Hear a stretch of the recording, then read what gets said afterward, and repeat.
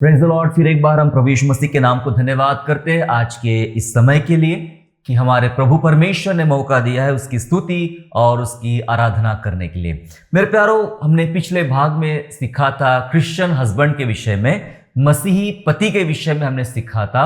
और जैसा कि मैंने कहा था कि उसके अगले भाग में हम मसीही पत्नी के विषय में, क्रिश्चियन वाइफ के बारे में हम लोग आज जानेंगे। जी हाँ, जरूर आज हम प्रभु के वचन से एक मसीही पत्नी के विषय में या फिर क्रिश्चियन वाइफ के विषय में परमेश्वर के वचन से कुछ महत्वपूर्ण बातों को सीखने और समझने जा रहे हैं। मेरे प्यारो, पत्नी जो होती है, पत्नी परिवार की मजबूत जड़ होती है। हालेलुया। जी हाँ, पत्नी परिवार की मजबूत जड़ होती है। एक ऐसी जड़ जो पूरे विशाल पेड़ को, उसकी विशाल शाखाओं को, उसके पत्तों को, उसके फलों को और आने वाले तमाम नए फलों को, नए पीढ़ी को वो मजबूत रूप से बचा के रखती है। अपनी क्वालिटी, अपना स्वभाव, अपनी अच्छाइयाँ, वो ऐसा मजबूत जड़ है जो तमाम डालियों तक, पत्ते तक और उसके फलों तक पहुंचाता है। एक ऐसी मजबूत जड़ होती है मेरे प्यारो पत्नी।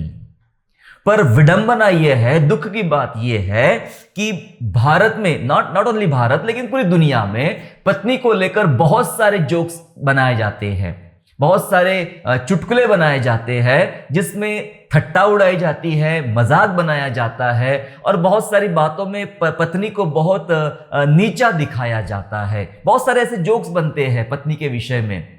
लोग ये अपने जोक्स में ये कहना चाहते हैं कि हम अपनी पत्नी से तंग आ गए हैं, उसकी वजह से मेरे खर्चे बढ़ गए, उसकी वजह से मेरा परिवार प्रॉब्लम में आ गया है, उसकी वजह से मैं अपनी आज़ादी खो चुका हूं। बहुत सारी बातें होती रहती है मेरे प्यारों, लेकिन शायद उन्हें इन सब बातों का पता नहीं है जो बातें परमेश्वर का वचन सिखाता है और प्रभु हमें अपने अद्भुत तरीके से सिखाता है कि पत्नी के विषय में। इसलिए मैंने कह दिया कि पत्नी जो होती है परिवार की मजबूत जड़ होती है।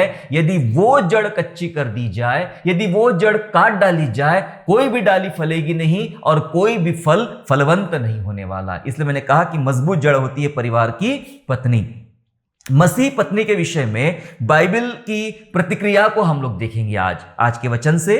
बाइबल की प्रतिक्रिया क्या है, मसीह पत्नी के प्रति बाइबल क्या कहती है, उसको हम जानेंगे। जब हम पत्नी की बात कर रहे हैं तो एक नजर हमें उस बात पे भी रखना है जो जहां हमें परमेश्वर के वचन में सिखाया है। और कलीसिया के विषय में, कलीसिया क्या है?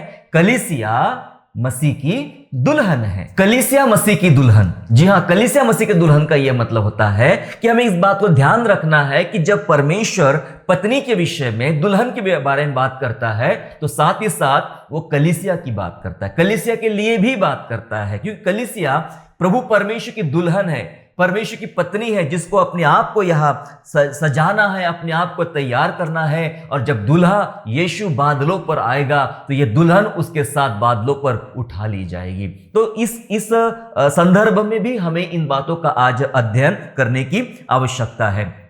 सिर्फ इतना नहीं, मैं कुछ वचनों के साथ बताना चाहूंगा कि पत्नी के पावर क्या है, पत्नी का पावर और पत्नी का इंपॉर्टेंस क्या है बाइबल में, महत्व, पत्नी की महत्वता और पत्नी की शक्ति क्या है, इसको भी थोड़ा समझेंगे। फिर सब निकालेंगे उत्पत्ति की पुस्तक अध्याय 2 और वचन 24, जेनेसिस चैप्टर 2 एंड वर्स 24। बहुत ही प्रसिद्ध है, आपने बहुत बार पढ़ा होगा, फिर भी एक बार मैं पढ़ना चाहूंगा और आपका नजरिया में थोड़ा सा अलग दिशा में ले जाना चाहूंगा। लिखा है 2:24 में, इस कारण पुरुष अपने माता पिता को छोड़कर अपनी पत्नी से मिला रहेगा कि वे एक ही तन बने रहेंगे।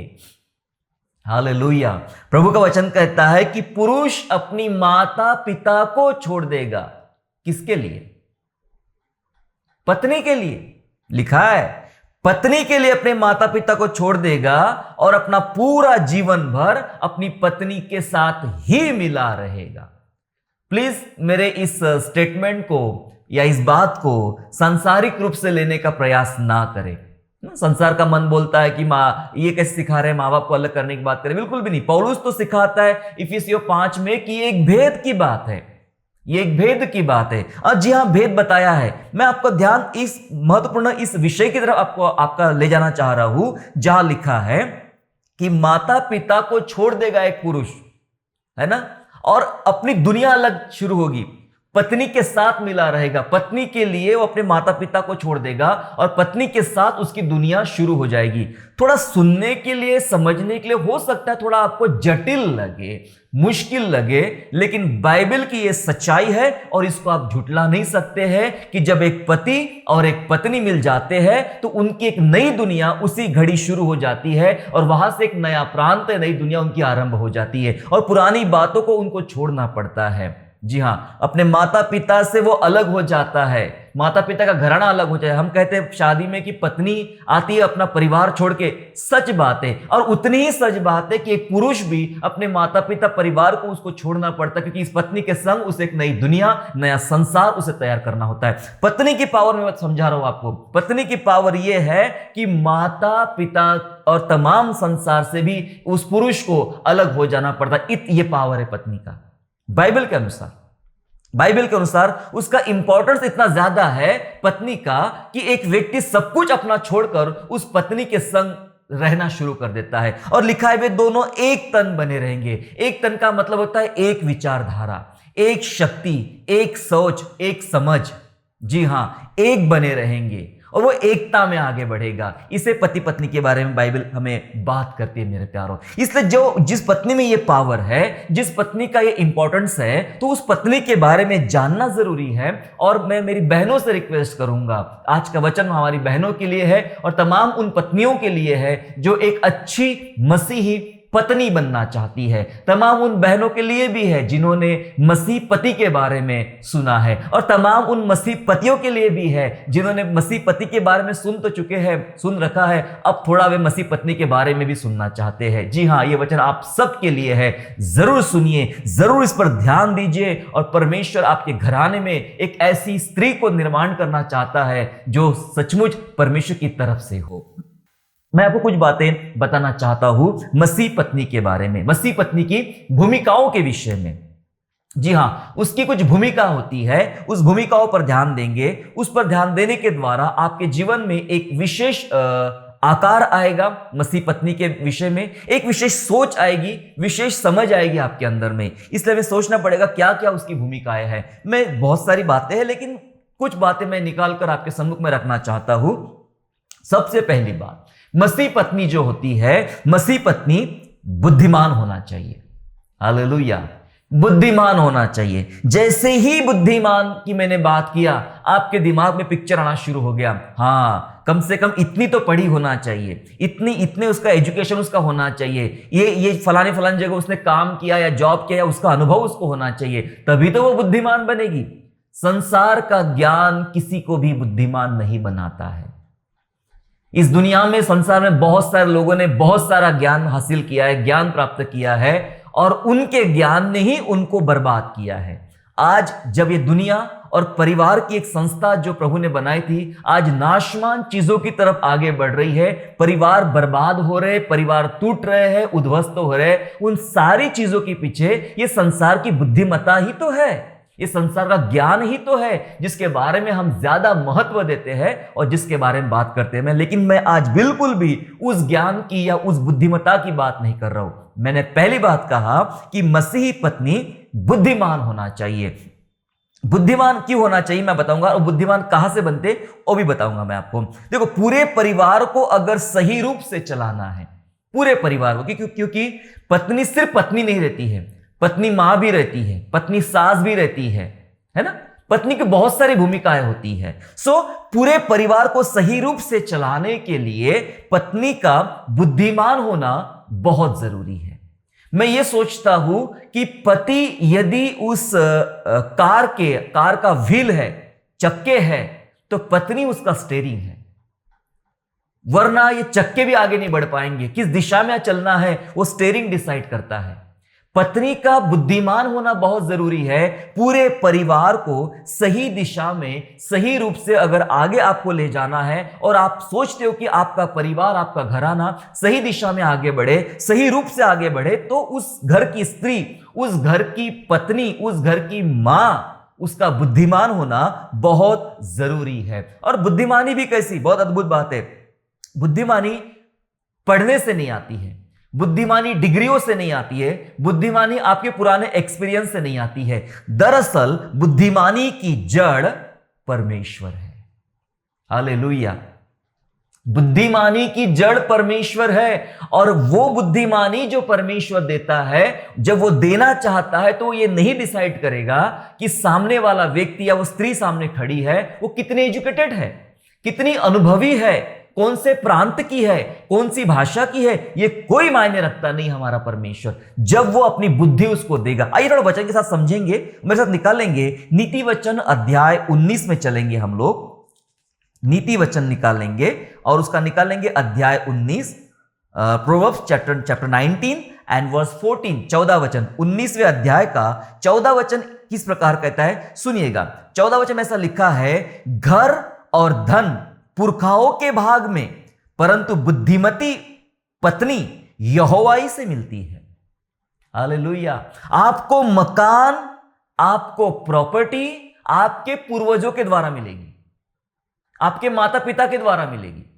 जो भी विरासत में उन्होंने रखा है आपके लिए, मकान, पैसा, चीजें, ये वो सब आपके माता पिता पूर्वजों के द्वारा मिलेगी। लेकिन सुन लीजिएगा, एक बुद्धिमान पत्नी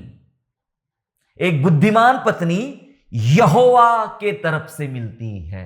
प्रेज द लॉर्ड। परमेश्वर की तरफ से मिलती है बुद्धिमान पत्नी। जी हां, बुद्धिमान पत्नियों की कोई फैक्ट्री नहीं होती है। बुद्धिमान पत्नी अपनी मां की कोख से बुद्धिमता को लेकर नहीं आती है। जी हां, बुद्धिमान पति का निर्माण परमेश्वर करता है। परमेश्वर की तरफ से होती है बुद्धिमान स्त्री।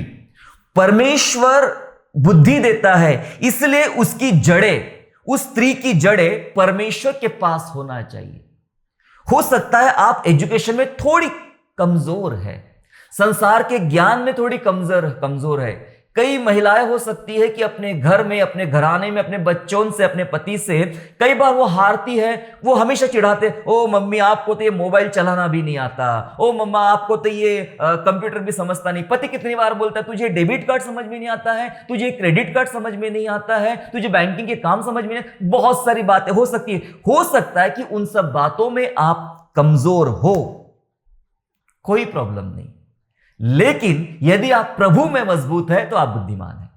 किसने कह दिया कि जिसको मोबाइल चलाना आता है वही बुद्धिमान है, और किसने कह दिया कि जिसको कंप्यूटर चलाना आता है वही बुद्धिमान है? नहीं। जो प्रभु के उपस्थिति में होता है, जो प्रभु के संग चलता है, जो प्रभु को जानता है, समझता है, खुदा की संगति में रहता है, मैं कहना चाहे वो स्त्री हो चाहे पुरुष हो, वो बुद्धिमान है। और वो स्त्री, वो बुद्धिमान पत्नी किसी व्यक्ति की तरफ से नहीं आएंगी। लिखा है घर और धन संपत्ति पुरखाओं की तरफ से मिलेगी। किसी समाज, किसी व्यक्ति, पर्टिकुलर जाति, पर्टिकुलर भाषा वालों की तरफ से नहीं आएगी। बुद्धिमान पति परमेश्वर यहोवा की तरफ से आएगी। तो सारे जवान लड़कों से मैं रिक्वेस्ट करूंगा, जब भी आप अपने विवाह के लिए प्रार्थना करें, प्रभु से विनती करें। कई बार आप क्राइटेरिया रखते हो कि मुझे इसी बैकग्राउंड की लड़की चाहिए, इस भाषा वाली लड़की चाहिए, इतनी पढ़ी लिखी होना चाहिए, ये होना चाहिए, वो होना चाहिए। बिल्कुल बंद कीजिए सब बातें। अगर आपकी लाइफ को बुद्धिमता के साथ आगे बढ़ना है तो प्रभु के सामने प्रार्थना करना शुरू करो कि हे परमेश्वर,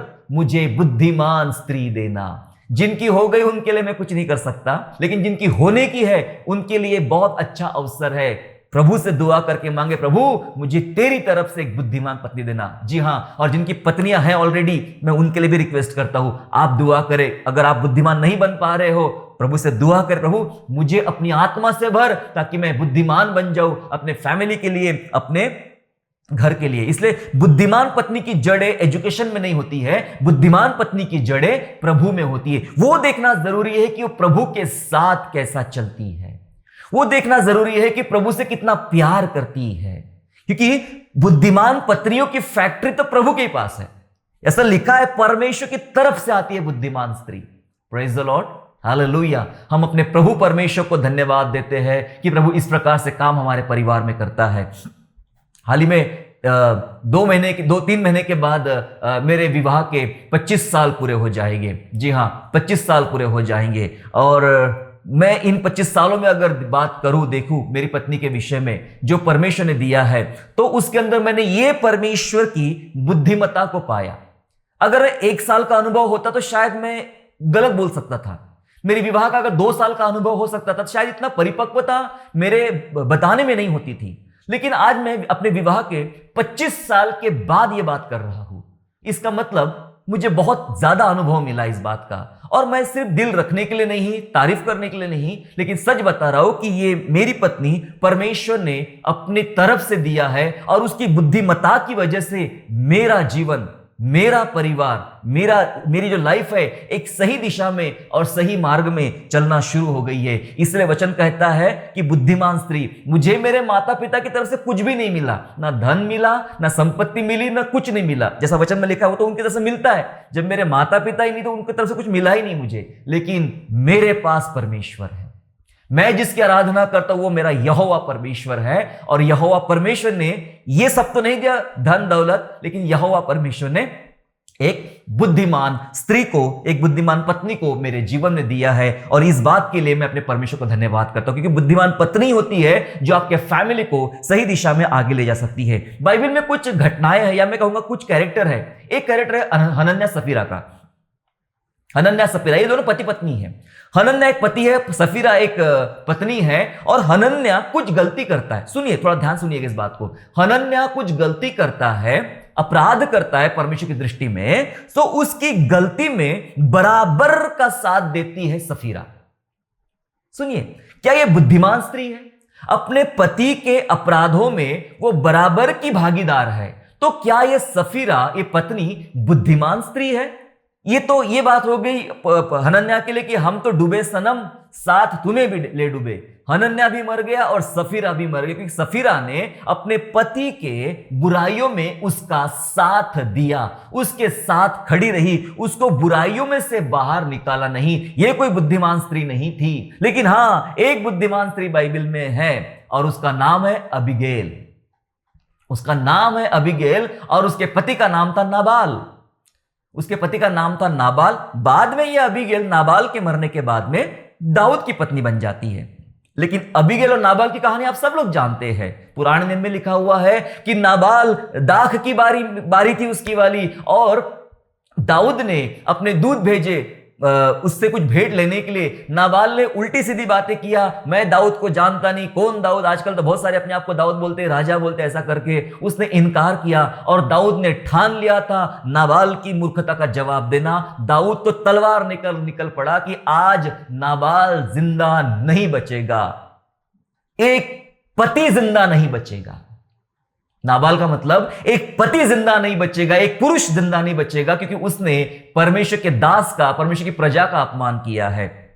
यह खबर एक पत्नी को मिलती है, मतलब नाबाल की पत्नी अबीगैल को खबर मिलती कि राजा दाऊद तलवार लेकर चल पड़ा है कि तेरे पति को आज नाश करके ही रहेगा। यहां पर नाबाल भी अपराध कर रहा है, और वहां पर हनन्याह ने भी अपराध किया था। हनन्याह की गलती में बराबर की शामिल थी सफीरा, लेकिन नाबाल की गलती में उसकी पत्नी अबीगैल शामिल नहीं हुई। उसने फैसला किया, उसने अपने साथ कुछ चीजें बांधी और गधे पर लाद कर तेजी से भागी। इससे पहले कि दाऊद नाबाल से मिले, नाबाल के घर पहुंचे, रास्ते में ही दाऊद को रोक लिया, वो वस्तुएं भेंट दिया, माफी मांगा कि मेरे पति ने गलती किया है, मेरे पति ने बुराई किया, मेरे पति को माफ कर दे, उसकी जान बख्श दे, और मैं ये भेंट लेकर आई हूं। सो दाऊद ने उस स्त्री पर बहुत दया किया और क्षमा कर दिया और वापस लौट गया, और नाबाल का मारने का उसने जो विचार था वो पलट डाला। इसका ये मतलब ये बुद्धिमान स्त्री है। इसके विषय में लिखा भी है बाइबल में। ये एक रूपवती थी और बुद्धिमान थी, ये लिखा है बाइबल में। बुद्धिमान भी थी और सुंदर भी थी, ऐसा लिखा है बाइबल में। और बुद्धिमानी से अपने बुराई करने वाले पति को उसने हटाया, मतलब बुराई का साथ नहीं दिया, लेकिन बुराई पर सुधार उसने लाया। जो बुराई उसके पति ने किया था, सुधार उसने लाया। यह बात अलग है कि बाद में प्रभु का क्रोध उस पर आता है और कुछ दिन बाद, हफ्ते भर के बाद में वो नाबाल मर जाता है। यह बात अलग है। मैं आपको यह बताना चाहता मेरे प्यारो, बुद्धिमान होना एक मसीही पत्नी का स्वभाव होना चाहिए, एक मसीह पत्नी की भूमिका होना चाहिए। और बुद्धिमान स्त्री ही अपने पति को या अपने परिवार को संपूर्ण रूप से बचा भी सकती है और सही दिशा में उनको ले जा सकती है। कई पत्नियां अपने पति के बुराइयों में साथ देती है, जी हाँ, मेरा पति क्या काम करता है, कहां से पैसा लाता है, क्या वो बुराई का पैसा तो नहीं है, किसी को ठगा कर पैसा लाया है क्या, या 2 नंबर का पैसा है क्या, उसे कोई मतलब नहीं। बस हमें तो जिंदगी जीना है, आनंद चलना है, खाने को पीने को मिलता है। मैं बता देना चाहता हूं, उस अपराध में बराबर की अपराधिनी होगी वो स्त्री। ऐसे कई सारे अपराध वो स्त्री करती है, लेकिन बुद्धिमान स्त्री अपराधी का साथ नहीं देती है। बुद्धिमान स्त्री अपराधों में सुधार लाती है, उस व्यक्ति में सुधार लाती है, उसकी गलतियां बताती है। अगले दिन अबीगल ने जब नाबाल को बताया ना, तो सुन्न पड़ गया था कि मैं कल मरने ही वाला था दाऊद के द्वारा, लेकिन मेरी पत्नी ने मुझे बचा लिया। हालेलुया। मेरे प्यारों, बाइबल उस बुद्धिमान स्त्री के बारे में बात करती है। स्त्री की प्रशंसा, हर एक स्त्री चाहती कि मेरी तारीफ हो, और बुद्धिमान स्त्री की तारीफ तो होना ही चाहिए। हर एक स्त्री चाहती है कि मेरी प्रशंसा हो, मेरी तारीफ हो। और स्त्री की प्रशंसा उसकी सुंदरता से नहीं, स्त्री की प्रशंसा उसकी बुद्धिमानी की वजह से होती है। हालेलुया। मसीह स्त्री वो होती है जो प्रभु के द्वारा बुद्धिमान बनती है, प्रभु के भय में चलती है, और उस बुद्धिमता की वजह से उसकी प्रशंसा उसकी होती है। देखिए वचन में क्या लिखा गया है, वचन पढ़ेंगे हम लोग, नीति वचन 31वां अध्याय और उसका 30 और 31 वचन, proverbs chapter 31 and verse 30 and 31, जहां इस प्रकार लिखा है, शोभा तो झूठी और सुंदरता व्यर्थ है, परंतु जो स्त्री यहोवा का भय मानती है उसकी प्रशंसा की जाएगी। उसके हाथों के परिश्रम का फल उसे दो, और उसके कार्यों से सभा में उसकी प्रशंसा होगी। हालेलुया। प्रभु का वचन बोलता है, जो प्रभु का डर मानती है उस स्त्री की प्रशंसा होगी। हमने क्या पढ़ा अभी? बुद्धिमान स्त्री यहोवा की तरफ से मिलती है। इसका मतलब जो यहोवा का डर मानती है वो बुद्धिमान स्त्री है, और उस बुद्धिमान स्त्री की प्रशंसा, तारीफ होगी आपकी। या 31 वचन बोलता है, उसके कामों की वजह से उसके सभा में उसकी प्रशंसा होगी। Praise the Lord. मेरे प्यारों, मेरी प्यारी बहनों, मैं आपको बता देना चाहता हूं, आपके काम आपकी बुद्धिमता के साथ किए जाएंगे, वो प्रभु की बुद्धिमता के साथ किए जाएंगे, तो आपके ऑफिस में, आपके सोसाइटी में, आपके परिवार में, इवन आपके पति के सामने, बच्चों के सामने, समुदाय के सामने आपकी सचमुच तारीफ होगी, क्योंकि आप बुद्धिमान स्त्री है, और बुद्धिमान स्त्री प्रभु की वजह से और यहोवा की तरफ से मिलती है। दूसरा काम जो उस पत्नी को, उस स्त्री को करना है, मसीही पत्नी को करना है, और दूसरा काम यह होगा, पति की पहचान बनना। थोड़ा ठीक नहीं लग रहा सुनने में? पति की पहचान बनना। सच है, एक पत्नी जो होती है वो अपने पति की पहचान होती है। पत्नी के द्वारा उस पति को पहचाना जाता है। मुझे नहीं पता ये कैसे, पर ये सच है, ये सच है। पत्नी के द्वारा उसके पति को पहचाना जाता है। हिंदी में श्रीमती कहते हैं, श्रीमती, पत्नी को श्रीमती कहते हैं। श्रीमती के पीछे का अर्थ मैं कभी कभी ऐसा समझता हूं, हालांकि थोड़ा सा मजाकिया है, ऐसा समझता हूं कि पहले श्री के पास, श्री का मतलब होता है हस्बैंड, मिस्टर, उस श्री के पास मति नहीं थी, मति यानी बुद्धि, श्री के पास मति नहीं थी, और जब उसकी शादी हो जाती है तो उसको मिल जाती है श्रीमती, मतलब श्री के साथ आ जाती है मति, मति यानी बुद्धि। पहले उस श्री के पास, उस मिस्टर के पास मति यानी बुद्धि नहीं थी, शादी के बाद, विवाह के पश्चात उसको मति मिल गई, श्रीमती मिल गई। थोड़ा जरूर मजाकिया जरूर था, लेकिन सत्य बात भी इसके अंदर में थी। जी हाँ, मति यानी बुद्धि, यानी पति की पहचान होती एक स्त्री। किस प्रकार पहचान होती मैं आपको बता देना चाहता हूं। मेरे साथ निकालेंगे नीति वचन, उसका अध्याय 12, नीति वचन अध्याय 12 और वचन 4, प्रोवर्ब्स चैप्टर 12 एंड वर्स 4, जहां लिखा है, भली स्त्री अपने पति का मुकुट है, परंतु जो लज्जा के काम करती वो मानो उसकी हड्डियों के सड़ने का कारण होती है। लिखा है, भली स्त्री अपने पति का मुकुट होती है। राजा देखा है अपने, राजा, मुकुट वाला राजा।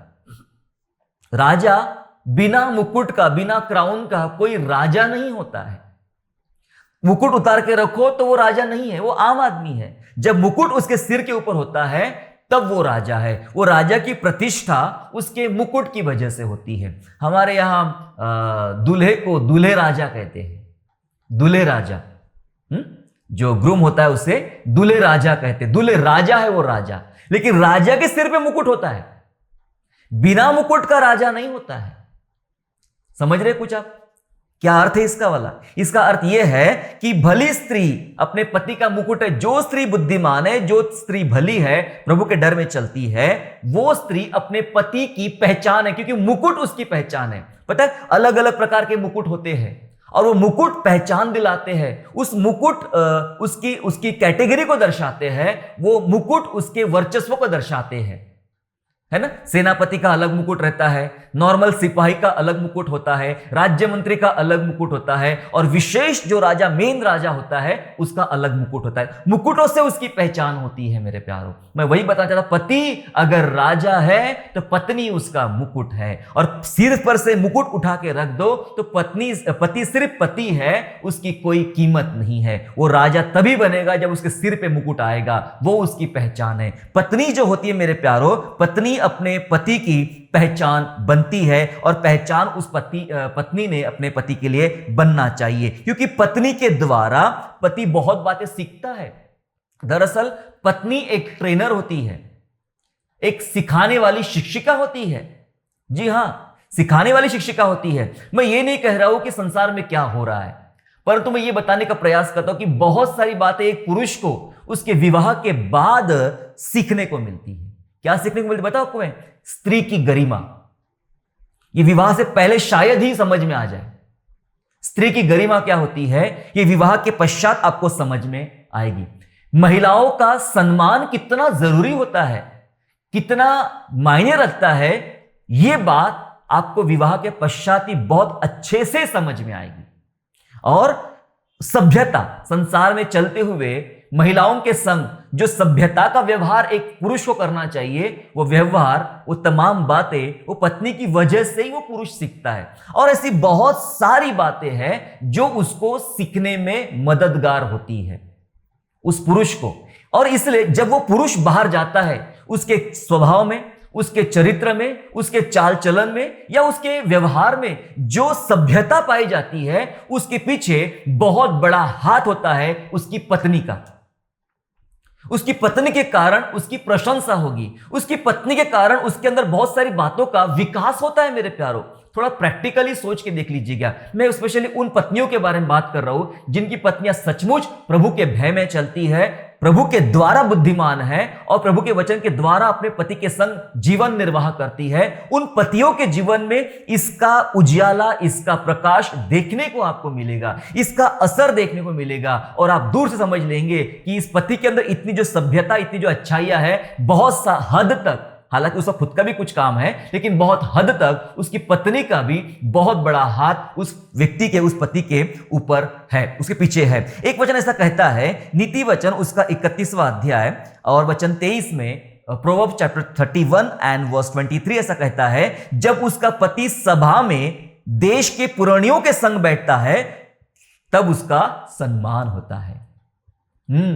31वां अध्याय भली पत्नी के विषय में लिखा है, और भली पत्नी के बहुत सारे काम बताए गए, भली पत्नी क्या क्या काम करती है। और बाद में लिखा है, जब भली पत्नी इस प्रकार से काम करती कि जब उसका पति अपने देश में पुरानियों के संग बैठता है, लोगों के संग बैठता है, बड़े बड़े पदाधिकारियों के संग बैठता है, तब उसका सम्मान होता है, क्योंकि उसके पीछे उसकी पत्नी का बहुत बड़ा हाथ होता है। इसलिए मैंने बताया कि अपने पति की पहचान बने एक मसीही पत्नी।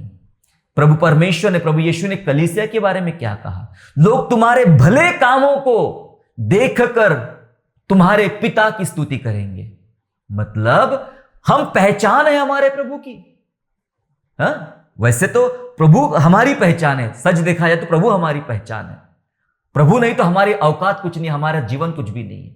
लेकिन जो हम रोजमर्रा का जीवन जीते हैं, क्योंकि हम दुल्हन हैं, हम पत्नी हैं, हम कलीसिया हैं, हमारे जीवन में उन बातों को देख देख कर प्रशंसा किसको मिलती है? कलीसिया के पति को। और वो कलीसिया का पति कौन है? प्रभु परमेश्वर यीशु नासरी। हालेलुया। इसलिए पहचान बनना है, हमारे द्वारा हमारे प्रभु की तारीफ होना चाहिए मेरे प्यारों। वैसे ही पत्नियों के द्वारा पति को सम्मान मिलता है। तीसरी बात जल्दी हम सीखेंगे मसीह पत्नी के विषय में, क्रिश्चियन वाइफ के बारे में, कि पति और उसके परिवार को अपनाना। यह भी दूसरी और तीसरी और बहुत जरूरी बात मैं आपको बताना चाहता हूं कि वो मसीह पत्नी को, क्रिश्चियन वाइफ को पति को अपना, विवाह के पश्चात पति को भी अपनाना है और पति के परिवार को भी अपनाना है। बहुत सारे मैरिजेस में यह देखा गया है कि वो स्त्री जो होती है वो सिर्फ पति को अपनाती, बस ये पति मेरा है, बाकी कोई मेरे नहीं।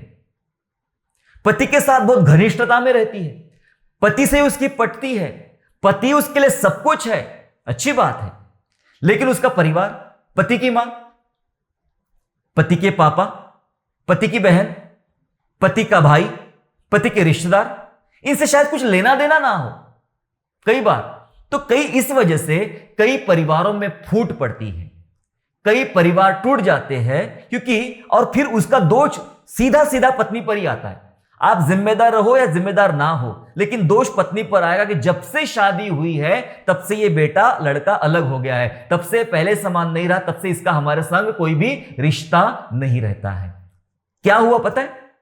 विवाह की वेदी में जब हम जाते हैं तो एक बात याद रखना है, पति को भी और पत्नी को भी। मैंने लास्ट मैसेज में बताया कि पति को भी अपने पत्नी के माता पिता के परिवार को अपनाना है, वैसे ही पत्नी को भी पति के साथ, पति को तो अपनाते ही आप पति को स्वीकार कर रहे हो, लेकिन जब वो पति का हाथ आपके हाथ में आ रहा तो ये सोच लीजिएगा कि पति नहीं, उसका पूरा परिवार मेरे साथ खड़ा है, उसके पूरे परिवार को मुझे अपनाना है। जैसे मैंने पति को अपनाया तो पति के पापा मेरे पापा, पति की मां मेरी मां, पति का भाई मेरा भाई, पति की बहन मेरी बहन। आपको अपनाना पड़ेगा, पति को और उसके परिवार को अपनाना पड़ेगा।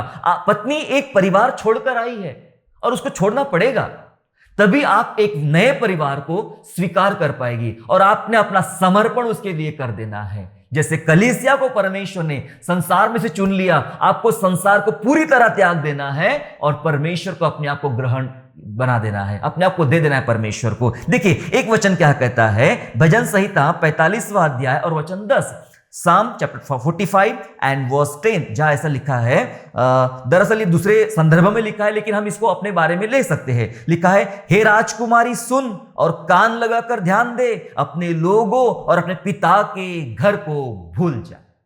लिखा है अपने लोगों को भूल जा और अपने पिता के घर को भूल जा, क्योंकि अब तू राजा की तरफ जा रही है। राजा तेरी चाह करेगा, तुझसे बातें करेगा और तेरी प्रशंसा करेगा, तेरे लिए एक नया परिवार होगा।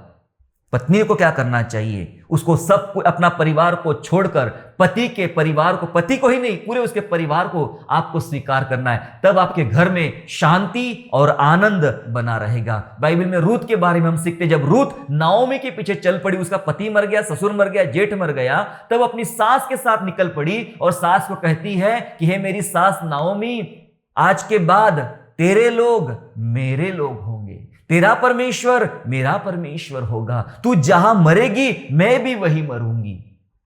उसने अकेली सास को नहीं अपनाया, पूरे सास के तमाम परिवार को उसने अपना लिया, उसकी नीति नियमों को, तमाम बातों को रूत ने अपना लिया। इसलिए उस बहू का नाम सर्वोच्च है बाइबल में, रूत का नाम सर्वोच्च है बाइबल में, क्योंकि उसने स्वीकार किया, एक्सेप्ट किया अपने परिवार को। बाइबल कहती है जहां तेरा धन है वहां तेरा मन लगा रहेगा। मेरे प्यारी बहनों, आपका धन होना चाहिए, आपका पति और उसका परिवार, मन लगा रहेगा आपका।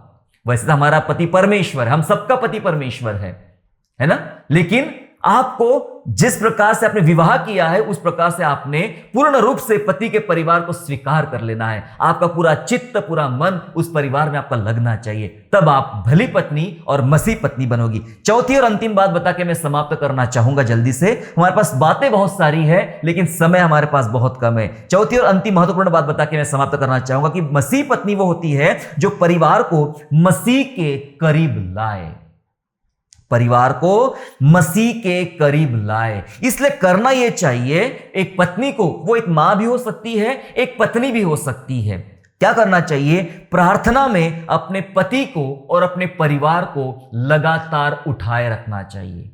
बहुत महत्वपूर्ण जिम्मेदारी है पत्नियों की, बहुत महत्वपूर्ण जिम्मेदारी, क्योंकि एक पत्नी के घुटने, मैं ये बताना चाहता हूं, पत्नी के घुटने परिवार में जितने टिके रहेंगे, परिवार में पत्नी के घुटने प्रभु के सामने जितने टिके रहेंगे, उसका परिवार सचमुच ऐसा हरा भरा ऊपर उठा हुआ दिखाई पड़ेगा। पत्नी के घुटने टिके इस वजह से। जिन घरों में पत्नी के घुटने नहीं टिकते हैं वो परिवार की हालत कुछ और है, वो परिवार की दशा कुछ और है, क्योंकि उस परिवार में प्रार्थना करने वाली पत्नी नहीं है, प्रार्थना करने वाली स्त्री नहीं है। ये रोज की ना खाने पीने वाली प्रार्थना, इससे काम नहीं बनता मेरी बहनों, इससे काम नहीं बनता है। आपको एक लंबा गहरा समय दुआ में बिताना पड़ेगा। अपने पति के लिए दुआ करो, आपको करना पड़ेगा। अपने पति के लिए लगातार दुआ में उसको उठा के रखो, अपने बच्चों के लिए लगातार प्रार्थना में उठा के रखो, और ऐसा करके एक वेदी के नजदीक लाना है अपने पति को और अपने बच्चों को, प्रभु के करीब लाना है। प्रभु की कार्यों का वातावरण अपने घर में बनाए रखना एक स्त्री के हाथ में होता है, और स्त्री सुंदर रूप से इस काम को कर सकती है। और मैं सोचता हूं, और पुरुष और स्त्री दोनों को यह काम दे दिया जाए अपने घर में आत्मिक व्यवस्था को बनाए रखना, तो मैं सोचता हूं इसमें पहला नंबर स्त्री का ही आएगा।